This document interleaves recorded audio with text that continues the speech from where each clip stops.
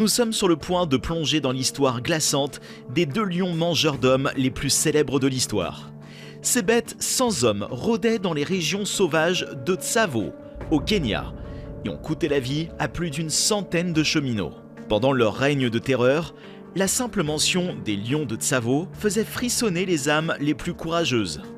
Aujourd'hui, nous allons découvrir la terrifiante vérité qui se cache derrière la légende des mangeurs d'hommes de Tsavo.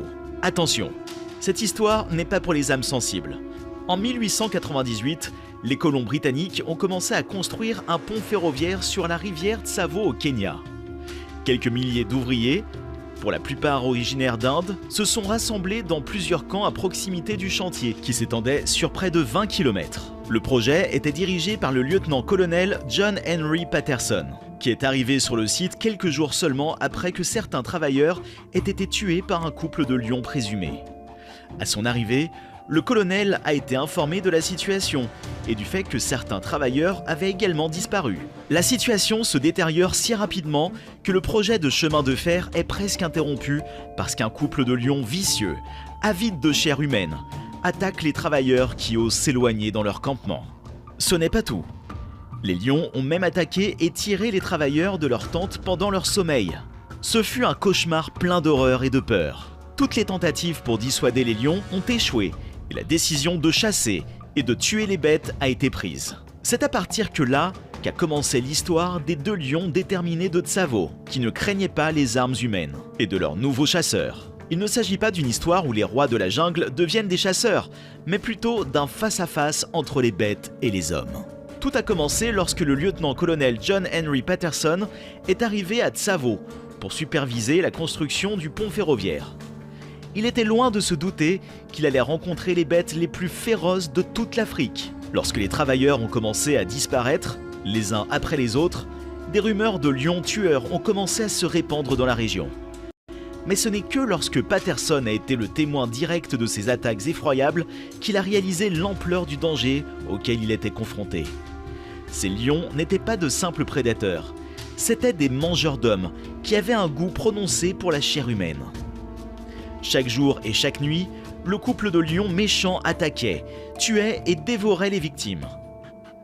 Mais les choses ont commencé à changer lorsque des centaines d'ouvriers ont fui le chantier du pont, entraînant l'arrêt de la construction. Même le responsable du district de Tsavo, M. Whitehead, a échappé de justesse à la mort, tué par l'un des lions après son arrivée au dépôt ferroviaire de Tsavo dans la soirée.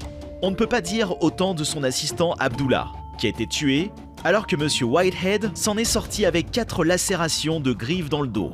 Le colonel Patterson n'a alors d'autre choix que de mettre fin au bain de sang et ordonne à ses hommes de commencer à chasser les lions mangeurs d'hommes par tous les moyens possibles.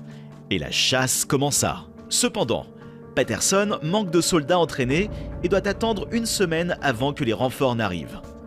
Pendant cette période, les tentatives des travailleurs pour repousser les lions à l'aide de feux de camp et de clôtures d'épines ont échoué. Et les attaques se sont poursuivies chaque nuit. Les mangeurs d'hommes de Tsavo sont implacables et leur soif de sang ne fait que croître au fil du temps. Patterson était fasciné et intrigué par ces deux lions vicieux et intrépides et a documenté chacun de leurs mouvements et de leurs attaques dans son célèbre livre, The Man-Eaters of Tsavo, et nous a donné un compte-rendu de première main de l'horreur qui s'est ensuivie. Ces lions étaient rusés, vicieux et sans peur, frappant d'effroi tous ceux qui croisaient leur chemin. Accrochez-vous bien, car l'histoire palpitante des mangeurs d'hommes de Tsavo n'est pas encore terminée. Après avoir terrorisé les ouvriers du bâtiment pendant des semaines, les lions sont devenus l'ennemi public numéro 1. Les ouvriers se sont enfuis et la construction du pont a été suspendue jusqu'à ce que le soutien colonial britannique arrive avec des renforts de 20 hommes armés pour chasser et tuer les lions. Ce fut une bataille d'intelligence et de ruse. Des pièges étaient tendus et les hommes se cachaient dans les arbres, attendant le moment idéal pour frapper. Le 9 décembre 1898, le premier lion est abattu par le lieutenant-colonel John Henry Patterson, d'une balle dans la patte arrière. Mais ce n'est pas un lion ordinaire. Il efface ses blessures comme si de rien n'était et s'échappe. Le soir même, il revient au camp traquant Patterson qui tente de le chasser à nouveau. Il ne s'agissait pas d'un jeu de chat et de la souris, mais d'une bataille entre chasseurs dont Patterson est sorti vainqueur après avoir tiré à nouveau sur le lion qui tentait de le chasser à l'aide d'un fusil de gros calibre. Sa balle a pénétré le lion au niveau de l'épaule et a atteint son cœur. Le lendemain matin, le corps sans vie du lion a été retrouvé non loin de l'endroit où il avait été abattu. Il était si massif que 8 ouvriers ont dû le transporter jusqu'au camp. Il mesurait 1,90 m du nez à la queue, ce qui témoigne de sa taille et de sa force. Les ouvriers applaudissent et se réjouissent, mais ce n'est qu'une joie passagère. Car ils savent que le second lion est toujours tapi dans les environs, prêt à chasser et peut-être même à venger le meurtre de son frère. Patterson, conscient des dangers posés par le lion, a pris le taureau par les cornes en érigeant un échafaudage près d'une zone où le second mangeur d'hommes était connu pour ses attaques sur les chèvres. Et bientôt la bête arrive sur le site, mais se révèle insaisissable et même à l'épreuve des balles puisqu'il faut 9 balles à différents endroits pour finalement la tuer. Le premier coup de feu a été tiré du haut de l'échafaudage que Patterson avait construit près d'une chèvre tuée par le lion.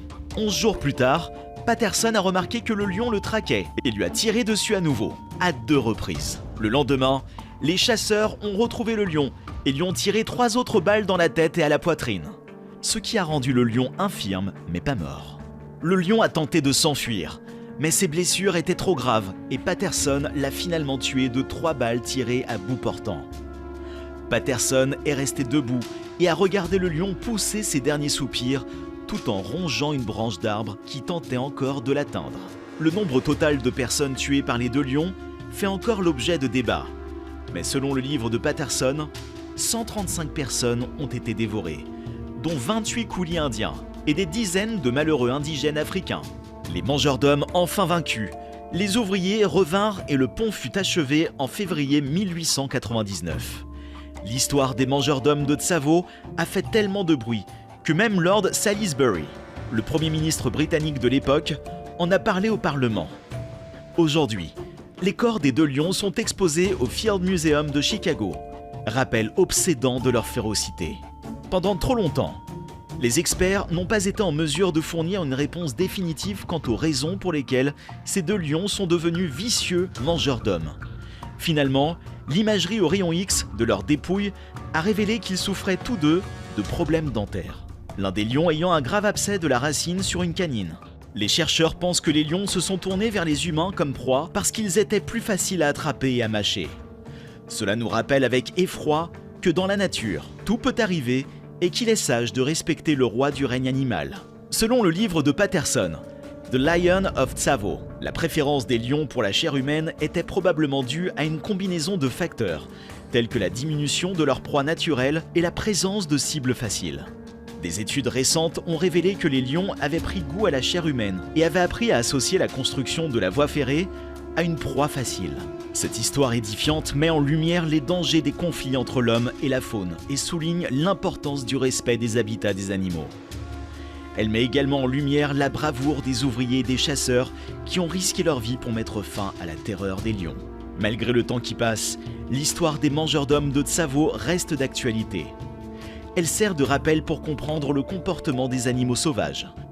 Si vous avez aimé cette vidéo, abonnez-vous à notre chaîne et donnez-lui un pouce pour nous aider à créer plus de contenu de haute qualité.